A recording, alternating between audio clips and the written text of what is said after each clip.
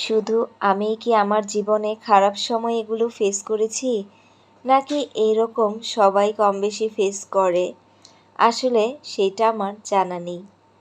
আর খারাপ সময়ে এইরকম ফেস করতে হবে তা আমি কখনো ভাবিনি।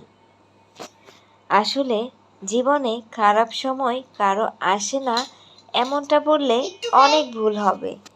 কারণ খারাপ জীবন মানুষের জীবনে আসবে, তার সাথে ভালো সময়ও আসবে।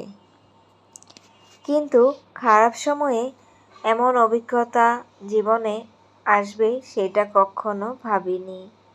আমার মনে হয় প্রায় কম বেশি সবারই এরকম অভিজ্ঞতার মুখোমুখি হতে হয়।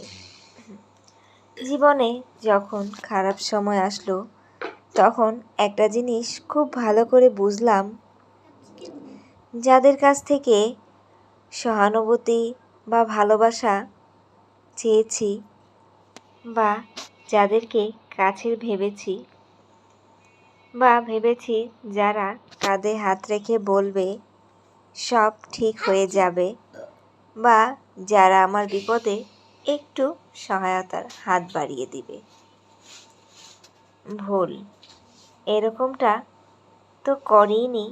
উল্টো তারা তাদের মুখোশটা দেখিয়ে দিয়েছে।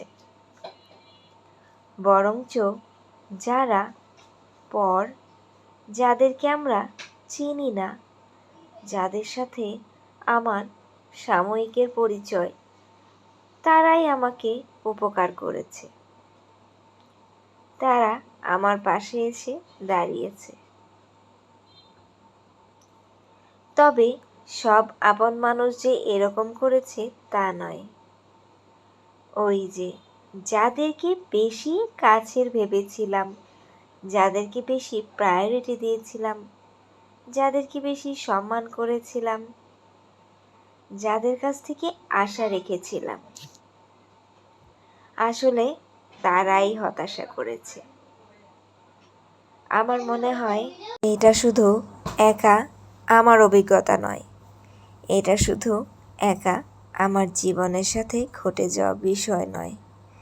এটা মনে হয় কম বেশি সবার সাথেই হয়ে থাকে।